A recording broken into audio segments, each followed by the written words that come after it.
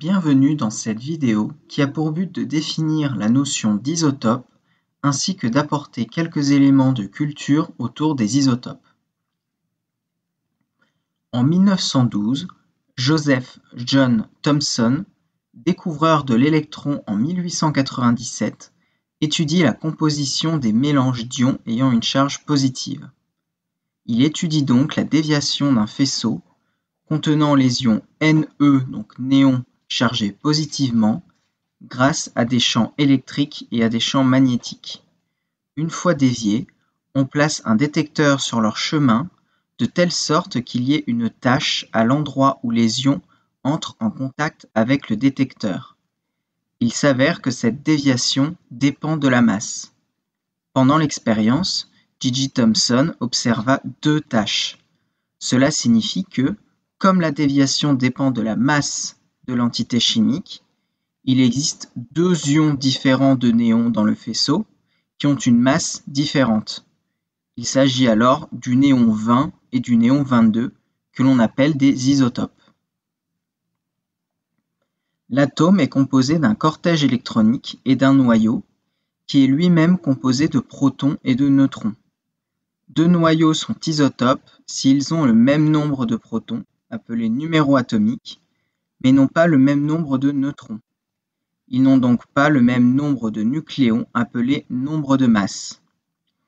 La différence de masse entre deux isotopes du néon a conduit expérimentalement J.J. Thomson à la découverte des isotopes, qui est due au nombre de neutrons différents dans le noyau. Regardons cela de plus près. L'élément néon comporte 19 isotopes connus, dont 2 sont majoritaires sur Terre, car ils sont stables et relativement abondants. Ce sont le néon 20, 10 protons et 10 neutrons, et le néon 22, 10 protons et 12 neutrons. On va faire rapidement un petit calcul de masse d'atomes. Pour le néon 20, on fait 20 fois la masse d'un nucléon, et on ajoute 10 fois la masse d'un électron.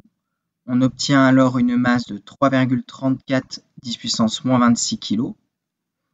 De même, pour le néon 22, on fait 22 fois la masse d'un nucléon et on ajoute 10 fois la masse d'un électron.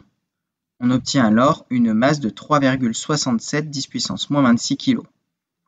On peut alors calculer la différence de masse entre les deux isotopes qui est de 3,3 10 moins 27 kg, ce qui représente une différence de masse d'environ 10% entre les deux isotopes. C'est cette différence de masse entre isotopes qui a permis à J.J. Thomson de les découvrir. Penchons-nous sur le cas de l'élément hydrogène. On connaît 7 isotopes, dont 3 sont stables plus de quelques années. Le premier est le protium, que l'on connaît sous le nom d'hydrogène, dont le noyau comporte uniquement un seul proton. Il représente 99,98% de l'élément hydrogène présent sur Terre. Le deuxième est le deutérium, dont le noyau comporte un proton et un neutron. Il représente environ 0,01% de l'élément hydrogène sur Terre.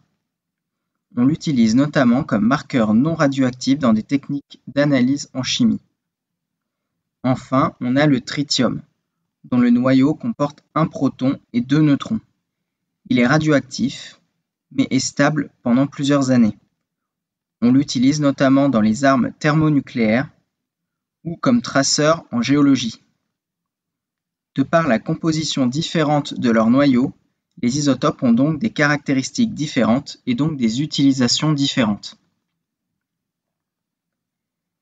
Les isotopes sont également des outils pour reconstruire l'histoire.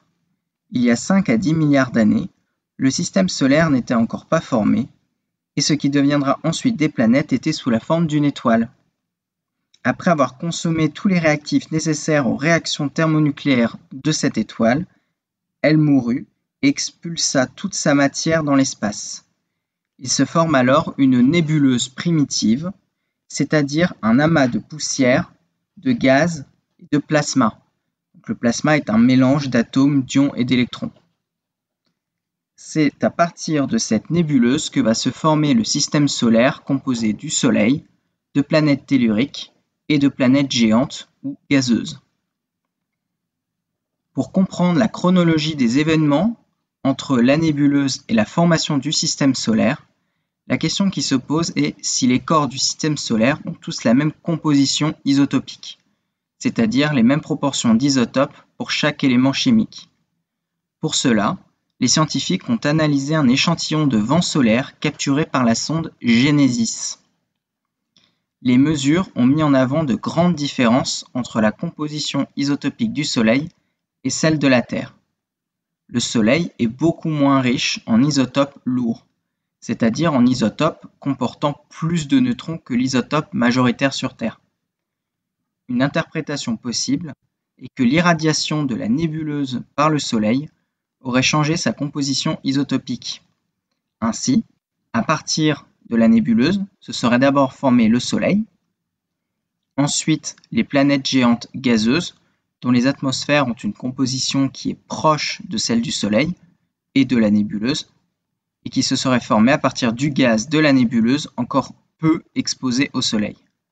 Enfin, se seraient formées les planètes telluriques, à partir de la matière de la nébuleuse qui était fortement irradiée par le Soleil et donc possiblement enrichie en isotopes lourds.